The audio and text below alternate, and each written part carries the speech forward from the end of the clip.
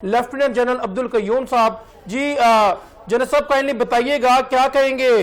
first of all تو غزہ کی اس صورتحال پہ پھر سینٹر مشتاق صاحب فوڈ لے کے جا رہے تھے کھانے پینے کی اشیاء لے کے جا رہے تھے لوگ غزہ میں فلسطین میں بھوک افلاس بے زری جو ہے وہ جھلک رہی ہے لوگ مر رہے ہیں تو کوئی ویپنز نہیں تھے کچھ بھی نہیں تھا تو اس کو روکا گیا اب ان کا کیا صورتحال ہے اس ٹائم کیا کہیں گے جنرل صاحب اس پہ میں یہ کہہ رہا ہوں کہ غزہ کی صورتحال تو بڑے عرصے سے خراب ہے اور وہاں تو اٹراسٹیز ہو رہی ہیں ظلم و ستم ہو رہا ہے آپ نے دیکھا ہے کہ انسانیت کی دھجیاں اڑائی جا رہی ہیں تو یہ تو ہے اور اس کی وجہ آپ نے اپنے طور پہ ٹھیک شروع میں کہی ہے کہ وہاں جو ہے یونائٹڈ نیشن کی تو کوئی سے ہے ہی نہیں اور اس کی سے اس لیے نہیں ہے کہ جب سے یہ لعنت آئی ہے اسرائیلیوں اور یہودیوں کی فلسطین کی پاک سرزمین پہ اس سے فلسطینیوں کے خلاف تقریباً اور اسرائیل کے حق میں امریکہ نے 51 ویٹوز استعمال کیے ہیں تو ان کو تو چلنے نہیں دیتے تو میں یہ سمجھتا ہوں کہ یہ جو ہمارے سینیٹر مشتاق بھی گئے انسانی ہمدردی کے تحت دیکھو اسرائیل کے پاس کوئی بین الاقوامی قانون کا احترام یا تقریم نہیں ہے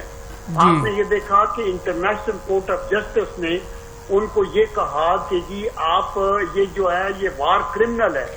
اور اس کو پھر امریکہ میں جا کے ریڈ کارپیٹ ٹریٹمنٹ ملتا ہے اور آگے پیچھے حالانکہ اس کو اریسٹ ہونا چاہیے اور وار کرائم کے اس کے اوپر چلنے چاہیے مقدمات لیکن ایسے نہیں ہو رہا تو اس لیے وہاں کوئی قانون نہیں ہے اور ابھی یہ جو مسلم ممالک کا اتحاد ہوا ہے اور امریکہ بھی اس کے ساتھ تعاون کرنے کو تیار ہے لیکن ہمیں یہ سمجھنا چاہیے کہ امریکہ اور اسرائیل کا چولی دامن کا ساتھ ہے یہ امریکہ یہودی ڈومینیٹڈ ہے اور ان کے وہ بالکل ہتھیار کے اندر ہوتا ہے پریزیڈنٹ وہاں کا ایک دفعہ بل کلنٹن سے کسی نے پوچھا صدر سے ابھی ریٹائر ہونے کے بعد کہ یہ نتنیاہو کیا کر رہا ہے وہاں تو انہوں نے کہا اس کے دو پرابلم ہیں ایک تو یہ کرپٹ ہے تو کرپشن کو بچانا چاہتا ہے اور دوسرا یہ اپنے ٹینیور کو پرولانگ کرنا چاہتا ہے تو آپ دیکھیں کہ ایون امریکن ایکس پریزیڈنٹس بھی نالاں ہیں لیکن وہاں چونکہ یہودی ڈیپ اسٹیٹ میں کی جگہوں پہ بیٹھے ہیں تو دیٹ از وہی ورنہ اسرائیل کی ضرورت نہیں ہے کہ وہ ایسے کرے تو ان کو ہمارے یہ جو سینیٹر ہیں اور باقی جو پیسفل لوگ ہیں جو وہاں فوڈ اور وہ لے کے جانا چاہتے ہیں ان کو رہا ان کو کرنا چاہیے ابھی جو ہے ریسنٹلی جنرل صاحب نئے وزیر اعظم اسحاق ڈار نے قومی اسمبلی میں اظہار خیال کرتے ہوئے آج یہ کہا ہے کہ اقوام متحدہ غزہ میں امن و امان قائم کرنے میں بری طرح ناکام ہو چکا ہے کیا کہیں گے اس پہ یار دیکھیں اقوام متحدہ جب بنا تھا نا تو دوسری جنگ عظیم کے بعد تو ان کے مشن میں یہ تھا پیس کیپنگ کانفلکٹ ریزولوشن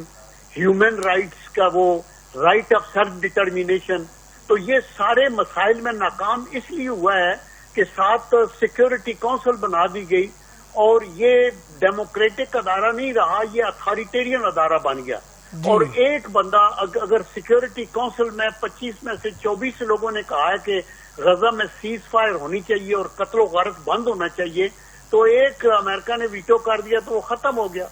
تو دیٹ از دی ریزن کہ ان کو بالکل ٹوتھ لیس کر دیا وہ پیرالائز ہو گئے ہیں تو جب تک کہ ڈیموکریٹائزیشن نہیں ہوتی یونائٹڈ نیشن کی اور وہ ان کو ایک جمہوری رائٹ نہیں ملتا سب ملکوں کو تو پھر یہ مودی ہو یا نتنیاہو ہو یہ جو اوپریسرز ہیں اور ان کی تو پھر یہ دنداناتے پھرتے ہیں چونکہ قانون ان پہ لاگو نہیں ہوتا نہ کو ہونے دیتا ہے اور جب تک